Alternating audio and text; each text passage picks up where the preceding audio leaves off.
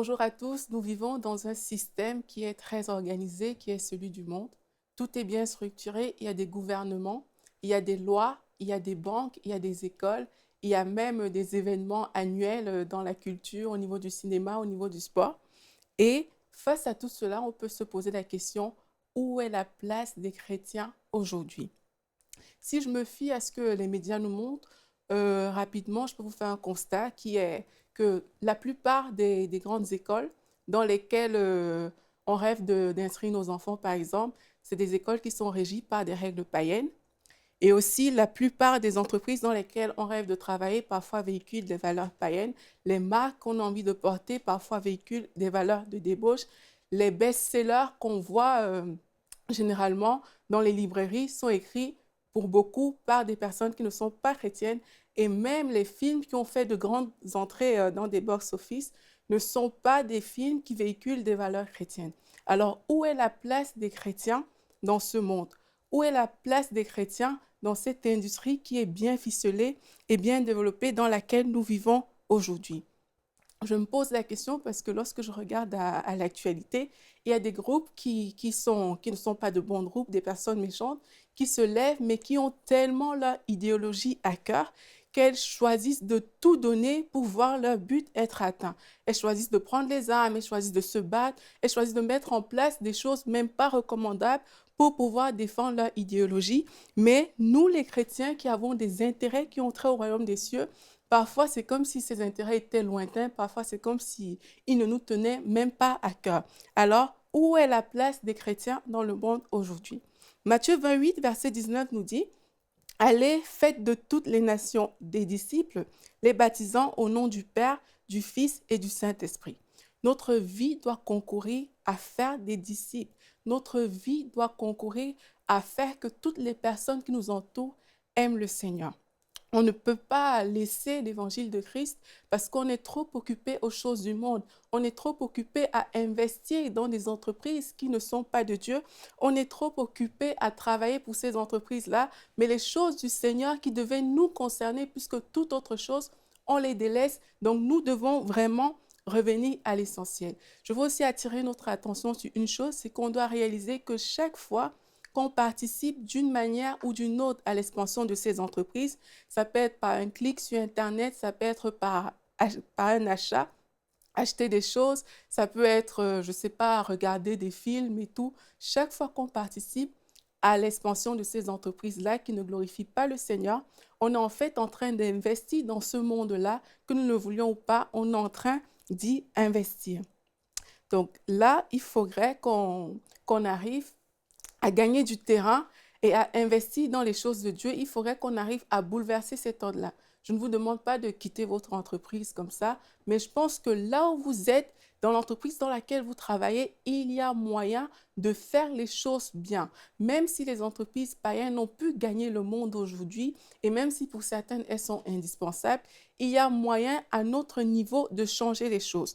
Dans Acte 17 au verset 6, en parlant de Paul, Silas et de l'Église primitive, on peut lire, ces gens qui ont bouleversé le monde sont aussi venus ici. Les disciples avaient pour réputation à cette époque-là de bouleverser le monde. Le système qui était établi à cette époque-là n'était sûrement pas en leur faveur. On cherchait à les tuer, on en a arrêté beaucoup, mais ils ont quand même réussi à prêcher le message de la croix. Et par ce message-là, ils ont réussi à bouleverser le monde. C'était des personnes ordinaires comme vous et moi. Même lorsqu'on regarde aux héros de la foi dont on nous parle dans Hébreu 11, c'est des simples hommes, c'est des personnes qui avaient des défis peut-être plus grands que ceux que nous on a aujourd'hui, mais ils ont quand même réussi à prendre ces défis, à les porter et à proclamer le message de l'évangile de Dieu. Si on prend le cas de Joseph, Joseph a été accusé injustement, il a été jeté en prison, il aurait pu juste dire, réclamer des trucs, il aurait pu dire, oui, moi je subis les injustices de toutes parts, mais il a décidé de mettre son don au service du Seigneur. Et alors, il a été en contact avec Pharaon, qui était la plus haute figure politique de l'époque. Pareil pour Esther.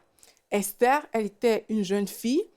Elle a fait appel à Dieu et elle s'est retrouvée devant la cour du roi et elle a pu plaider pour tout un peuple.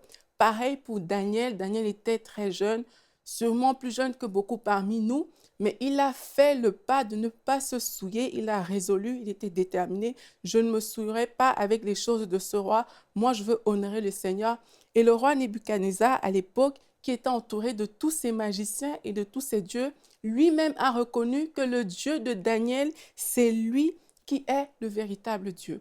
Moi, je pense sincèrement que nous, les chrétiens, si on se lève, si notre but n'est pas tout simplement d'être connu, de rechercher une vaine gloire, si on se lève et qu'on décide de s'intéresser aux intérêts de Dieu, c'est qu'on peut vraiment faire la différence dans notre environnement. Il ne faut pas qu'on oublie que la terre nous a été confiée, comme nous le dit le psaume 115 au verset 16. Les cieux sont les cieux de l'Éternel, mais il a donné la terre au Fils de l'homme. Nous ne pouvons pas juste être spectateurs de ce système du monde qui est en train de progresser. On ne peut pas juste regarder les choses comme ça, mais on doit décider de vivre conformément au plan que Dieu a prévu pour nous. On doit décider de se lever pour manifester ces plans de paix, ces projets de bonheur qui permettront que toute la société soit remplie de Jésus. Dans le psaume 2 au verset 8, il est dit « Demande-moi et je te donnerai les nations pour héritage, les extrémités de la terre pour possession. » Alors, vous êtes peut-être en train de regarder cette vidéo et vous ne réalisez pas que vous pouvez bouleverser le monde. Vous êtes peut-être le fondateur de l'entreprise qui sera la plus grande entreprise chrétienne du monde et qui pourra donner envie aux plus jeunes de venir tout simplement et de s'intéresser aux choses du Seigneur.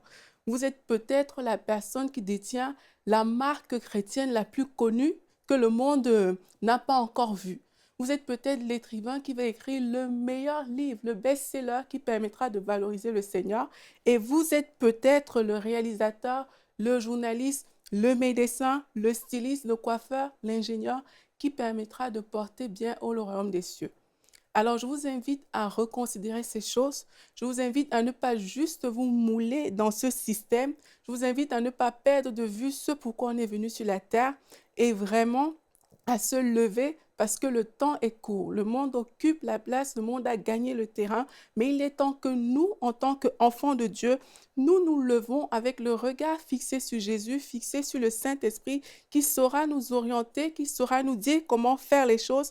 Et je suis sûre que si nous faisons les choses de la sorte, on pourra aussi dire ces personnes qui ont révolutionné le monde. Et les païens n'auront pas d'autre choix que de s'émerveiller devant ces œuvres que vous faites en tant que chrétiens. Et ils pourront aussi dire, votre Dieu sera mon Dieu. Soyez bénis. Pour aller plus en profondeur, vous pouvez lire et télécharger la version complète de cette pensée du jour sur le site enseigne-moi.com.